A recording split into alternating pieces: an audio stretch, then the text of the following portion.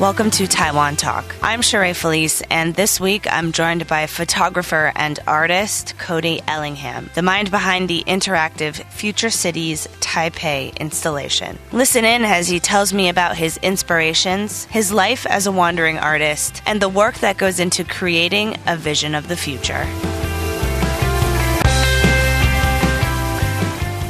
Cody, welcome to Taiwan Talk. Why don't you explain to me what Future Cities Taipei is and what brought you to Taiwan? Okay, so Future Cities is something that actually started in Tokyo last year. I've been based in Tokyo for the last 5 years doing photography and digital art. I actually went to Taiwan for the first time last year to print my photo book in October last year, and I was really inspired to kind of create something a little bit more powerful than just images. You know, I wanted to create an experience for people. So I went back to Tokyo. I hooked up with a couple of my friends, Ruben Fro and SJF, and we kind of came together to build this show, taking people on a journey through dreams of the future. That was in Tokyo.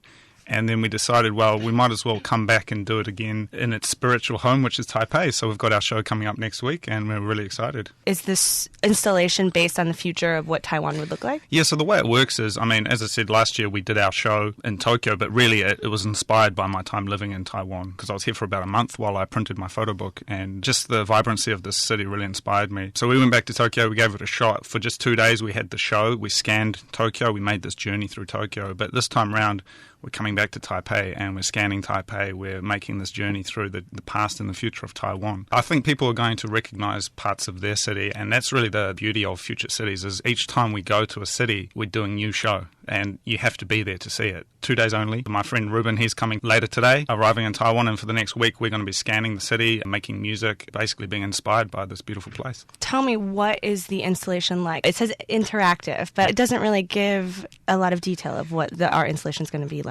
Yeah, you really have to be there to see it. What it is we've been projecting onto the walls of buildings to kind of activate them to become the story. So we've been projecting this journey through the city, and it is interactive. People can come in and it's very ambient. We have these controllers that you can use, and you can fly through a dream of the city in real time. You can bring your friends, or you can just enjoy it by yourself. It's really a sublime experience, and we've had people stay for 30 minutes, an hour, just enjoying this kind of wandering experience. Do you have any other cities in mind, or have you done any other cities besides Tokyo and Taipei? Okay, so we're very excited. You're going to be the first person to find out. We're actually doing a show in Wellington in New Zealand in June this year. Now, it's going to be our biggest show yet. We're collaborating with Lomas Festival to deliver an experience over 1 week. And we've got 2 very exciting locations in mind for that. So the dates for that are June 14th to the 22nd of June, and more details will emerge.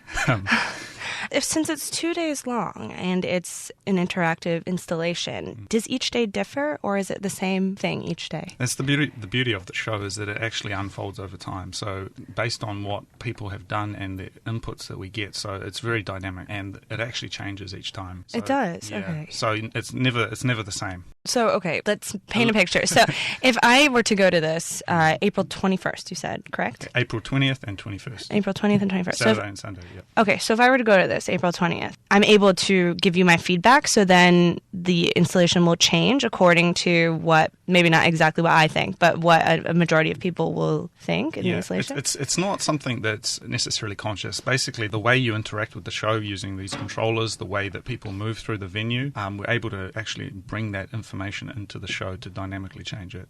Okay. Yeah, so it's really, we use a lot of inputs in this because we've built this system for showcasing this journey. So each time people come through, each time people interact with the artwork, it actually changes itself. Okay, I see. You said you were inspired by Taiwan, but how did you come up with the idea to make this piece?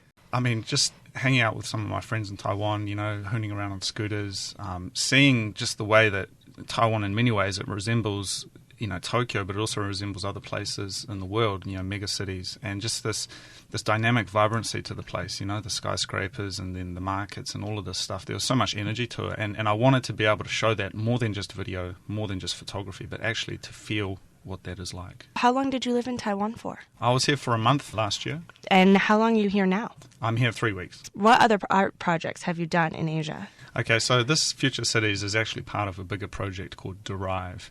And Derive is this idea of wandering the world's megacities, right?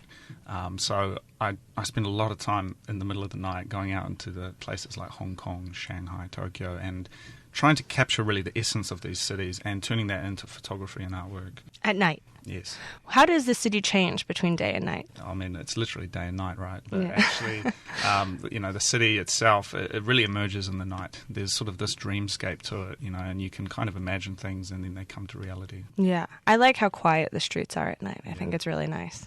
I know that you've made these installations to show what Taipei is going to potentially look like in the future, correct? Yeah, that's the big thing, okay? So it's not what the future might look like because nobody knows, right? Right. If you try to guess the future, you just come up with something like the Jetsons, right? And what we're really doing here on a conceptual level is we're thinking, okay, someone from the future, when they imagine the past, they're going to be imagining our present, right? So we scan the present city as it is, and then we bring that into our system and we create artwork based on that.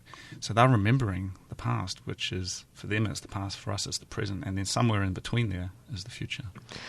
It's very interesting. And so your installation isn't going to have, for lack of a more eloquent term, flying cars or anything. It's just going to be more, I guess I don't really, I guess even through your explanation, I can't really picture what it's going to be like. Yeah, no one can. Okay. You have to see it to believe it, right? All right. And that's the beauty of Future Cities is we're not making these things up. It's not just pulling science fiction out of nowhere. We're actually making it based on the city as it is and then trying to take that on a conceptual journey to the future. Okay. Yeah. And it's all at night, correct? Exactly.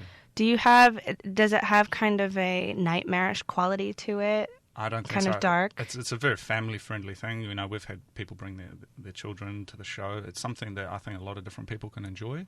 If anything, I would describe it as ambient, very mellow, and very introspective. Okay, so let's talk about you for a little bit. So where are you from? Okay, so I'm from a very small town on the east coast of New Zealand, near Hastings. I spent the first 19 years of my life there, and I spent a lot of time wandering the mountains, fishing, hunting, that sort of thing. But one day I just sort of had this divine inspiration to just go to the megacity, and I ended up in Tokyo, and I spent 5 years there doing photography, art direction, creative work. And now I travel, I photograph, and I create. Have you always been an artist? Since you've gotten into your adult professional life? Really, going to Japan changed my life. So I kind of consider my artistic career emerged when I first went to Tokyo. Before that, I was interested in creating things, but really it was activated once I was in Japan. Great. What about Japan activated it? There was just something that the density of the city, of Tokyo in particular, the literary history, the visual history, there was all these connections that really started to activate in my mind. And I took that and I really worked on it. And it took a little while to really get into the swing of it. But now, I'm able to do my photography, I'm able to create content, and I'm able to do what I love. Where are you currently based right now? I'm kind of a little bit in between the worlds. I've been in New Zealand for the last couple of months working on a project over there. Okay. I flew from there straight to Taiwan. And then in a couple of weeks, I'm heading off to Shanghai. Okay. So I'm all kind of, no fixed abode at the moment. Mm-hmm. Where do you think you'll end up then? Are you going to have this kind of nomadic plan for now, or do you see Taiwan in your future living here? I'd love to spend a bit of time in Taiwan. I really love the idea of nomadic creative wandering, but for me, there's always going to be a place in my heart for Tokyo and always a place in the heart for my hometown in New Zealand. So maybe I'll end up there. Yeah. Who knows? Yeah, Tokyo, I've only been once, but it has a very futuristic vibe already to it, so that must have been fun to create. Yeah, not just future, but it's got a lot of history as well. And I think there's the dichotomy between those two that I find very fascinating. How did your installation do there? It really was, as I said, 2 days only, and we were blown away. We had hundreds of people come through. It was a success in terms of delivering the experience that I had intended.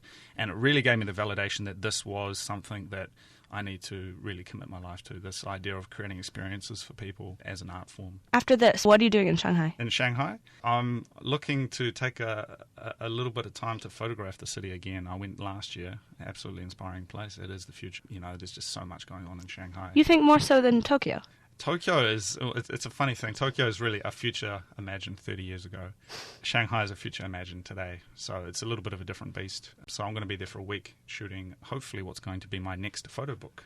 Okay. Yeah. Cool. How many photo books do you have? I've just done one for the moment. I did it on Kickstarter, so that was funded on Kickstarter, and it was exploring some of the housing projects in Tokyo and in Japan, and that was a great success. So I'm looking to do something similar again this year.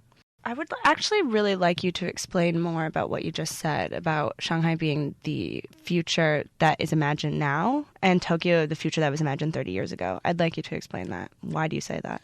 So that's a really interesting idea, right? So Tokyo had its boom in the 80s, 1980s, and so there was all this kind of futuristic architecture that emerged around that time, imagining kind of what the future would look like. And we look at it today and it looks quite dated, right? But it's still quite funky. And so if you look at the original like Blade Runner movies and all of that, those films from that period, they kind of look like what Tokyo began looking like. Whereas Shanghai has only really just been emerging in the last sort of 10 to 15 years. And so the architecture and the city itself that's emerging today, it's kind of an unknown territory. And so there's all this kind of science fiction, cyberpunk elements going into the city itself. And, going there and it's a thunderstorm outside, a little bit of rain, you see the red lights of the city and the highway, and it absolutely is, an image of the future. What did you feel about Hong Kong? Because you said you spent time there as well. Yeah, I did a couple of days in Hong Kong last year, actually after being in Taiwan. And for me as well, that city is incredibly inspiring vertically. I mean, it's unparalleled, but also the density of the city. I found the hustle of the city also very inspiring as well. I think there's a lot to sort of take from all these different places, right? And that's why I find it's important to travel and to go to these different cities and take from each one and sort of combine that to create new artwork. Do you see a lot more Chinese influence over the city, or do you see it as more of a foreign city? Because I've met a lot of people who say that they've gone to Hong Kong and they don't really see it as Chinese. Yeah, I mean, this is one of the kind of the core questions which I ask with my work, and that's, well, what is a city? And so for Hong Kong, I was really inspired by a lot of the colonial architecture. So you have these old police stations and old buildings, and then right next door you have mega skyscrapers. For me, it reminded me a lot of Wellington in New Zealand. It's a harbour city. There's a lot of sort of similar aspects to it with the buses and just the look of the city. So definitely I can see the influences from China, from the British colonial period, from all these different sources. And for me, that's what makes Hong Kong, and for the same for Shanghai. There's a lot of French and British colonial architecture from the 1920s, and that's what makes the old districts of Shanghai. Each city has its unique story. So what's your favorite city? Actually, to be honest, I think it has to be Taipei. Does it really? Yeah, I mean, I lived in Tokyo for 5 years, but there's just something about, the people here are so friendly, the food is so good, it's so easy to get around, and there's just, there's sort of a vibrancy and an energy here. So I'm really keen to spend a bit more time here, but I would say Taipei has to be probably my favourite city so far. I know you said you did a lot of work in New Zealand because you're from there, and also in Asia, but have you thought about going more west? Have you done any installations in Europe or the United States? I would like to do that. I think there's a lot of potential to take this concept and bring it to other countries, Europe and the Americas. In fact, the idea of derive, this kind of concept, this word that I used to describe my work, is actually a French word, derive, and that was inspired by the wanderings of Paris. So I guess if we can do it in Taipei, if we can do it in Tokyo, then why can't we do it in Paris or Berlin?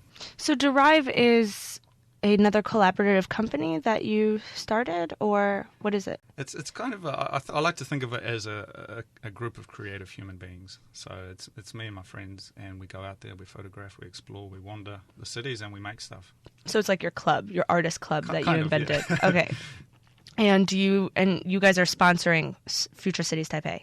Yeah, I mean, we work on projects and we try to make viable financially. So it's a commercial project. We're selling tickets to come in. We create videos. We do commission projects. So we are a business in that sense. But really, our main focus is the artwork. Okay. What would you say to people who want to become photographers or want to become the next you in retrospect? How could they do that? I don't know. I mean, it's a difficult path, right? It took me a long time to work it out. How many years? I mean, really, it took 4 or 5 years. That's not that long. I don't know. I mean, it took a lot of ups and downs. I always think photography, it's a changing thing, right? It's not just about the technical aspect anymore. It's about creating journeys and a series of work, a body of work that kind of tells the story of what you're doing. I don't believe in snapshots.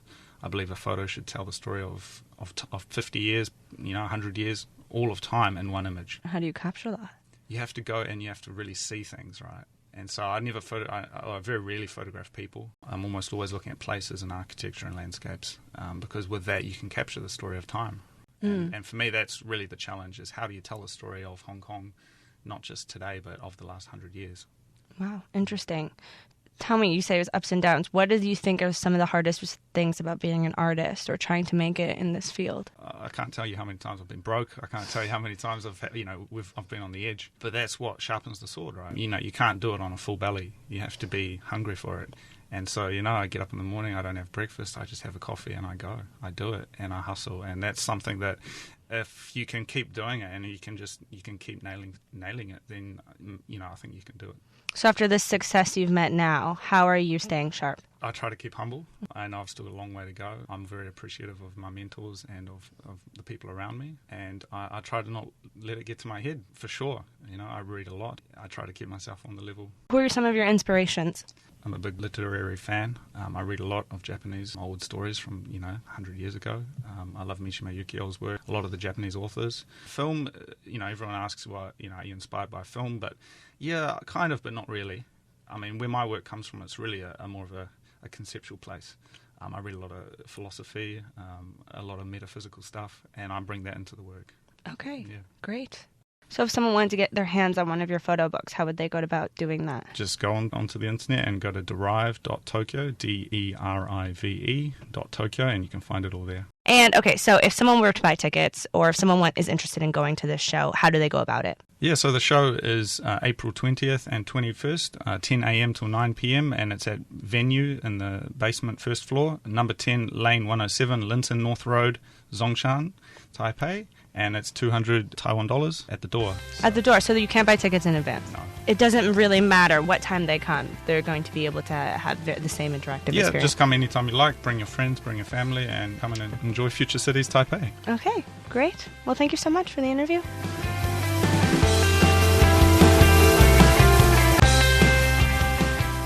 That's it for this week's episode of Taiwan Talk. I'd like to thank Cody once again for joining me this week. If you're interested in finding out more about Future Cities Taipei, head to the Future Cities Taipei Facebook page. As always, remember to take care of yourselves.